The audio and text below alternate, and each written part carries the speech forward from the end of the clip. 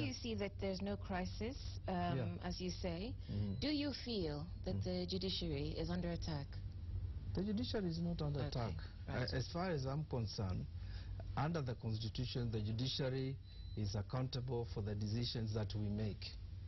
And as long as people critique the decisions, that's fine. What I said was, it's unwarranted to criticize the judges themselves or the institution.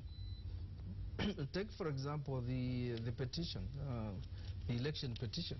The criticism has gone on for a year now, and I'm sure it will go on until the next election. So, judges must realize that if they make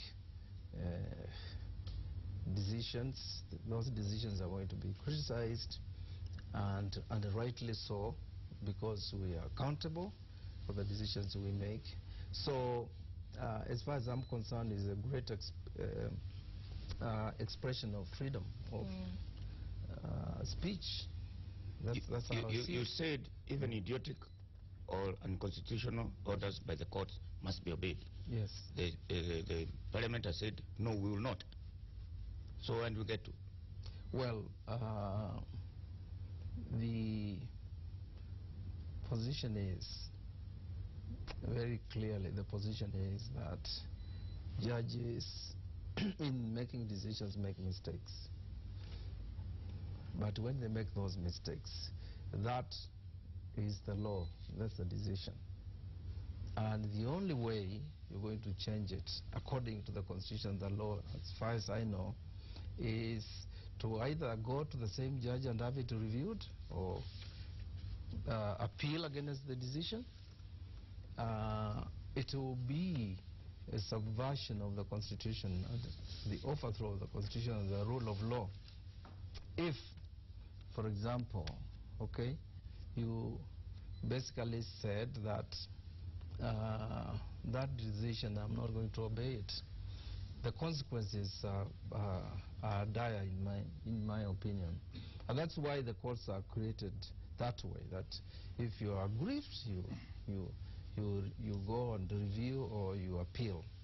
But you cannot, Kenyans can't have so many courts, because what I'm hearing is that basically saying, okay, the decision is idiotic, therefore I'm not going to obey it.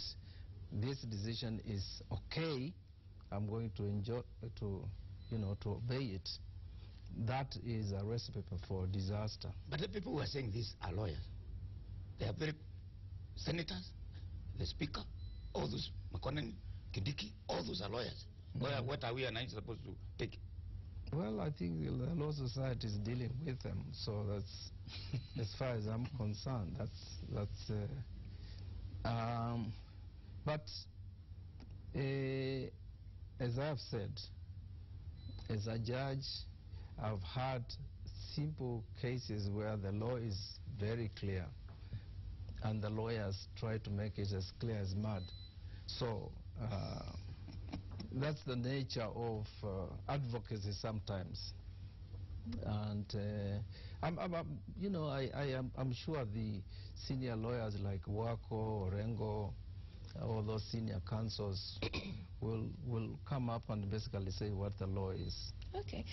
Let's go into your statement, because you talked about a pattern of political leaders and other Kenyans intimidating judicial officers engaged in the official task of interpreting and applying the Constitution. And two cases come to mind. Public fiasco, really, you had in trying to get rid of the former chief registrar, Cheche, which then led to the suspension of the Judicial Service commissioners. And recently, in the case of the impeachment of the Embu governor, Martin Wambora, and we're told that a lot of what we're seeing, the slashing of your budget, has to do with decisions made which involved both houses of parliament and which those houses took exception to. As I've said, some of those cases are being heard, so I have to be very careful I don't go into the, the details of it, of those cases. But I don't know whether, Parliament is being malicious or what. I personally think that a lot of the slashing was even internal to us, because some of the budgets are now subject to inquiry, they are subject to audits.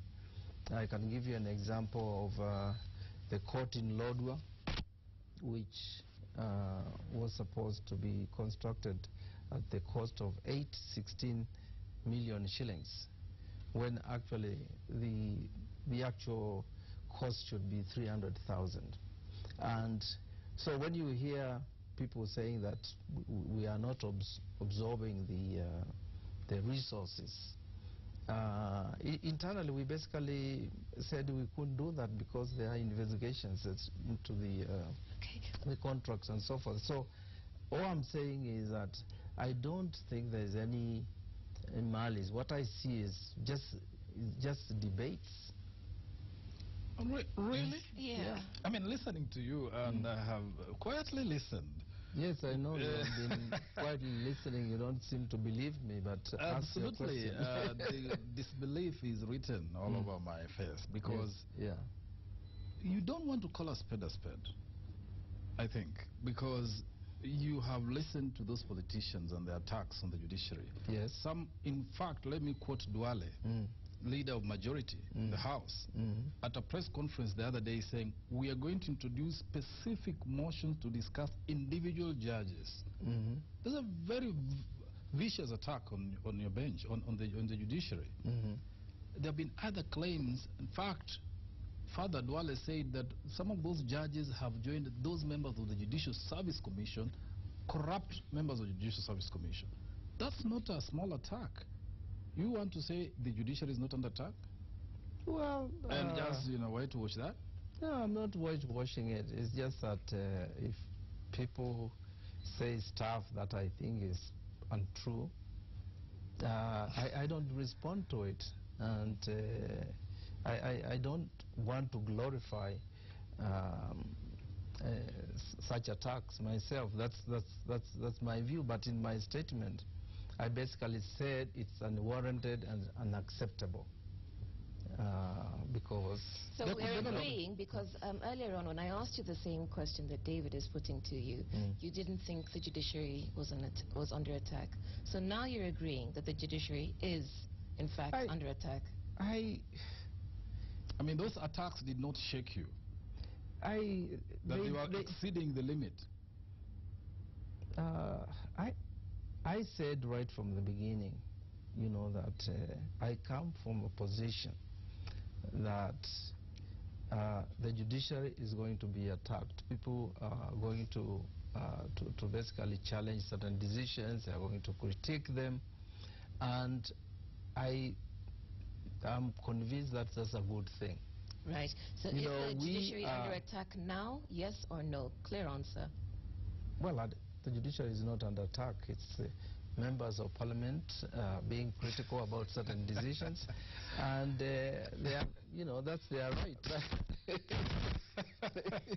That is very soft. Okay, the flip side to this is that there could be members within the judiciary who feel they are really under attack, and they need the chief to defend them more vigorously than he has done. One. Two, that your defense on the statement the other day came a bit late, because this onslaught has been on for quite a while, and there was no voice from the judiciary, knowing well that judges cannot respond individually because they're under you as Chief Justice. Well,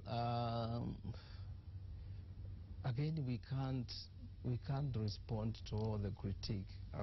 I keep on saying that I'm coming from a position where I like to hear the judiciary being criticized. I want to know what people are saying. I don't take it personally, and I think that's how institutions should be. Once you are in public office, you are a judge, you are a politician, you are a senator, you are a councillor, you've got to be accountable. And if people feel very strongly about decisions that you have made, then they should speak out. So we come back to matters of and the quotes from the majority leader, the National Assembly Majority Leader, Aden Duale, who said that we thought we were done with the corrupt judiciary of the Moi era.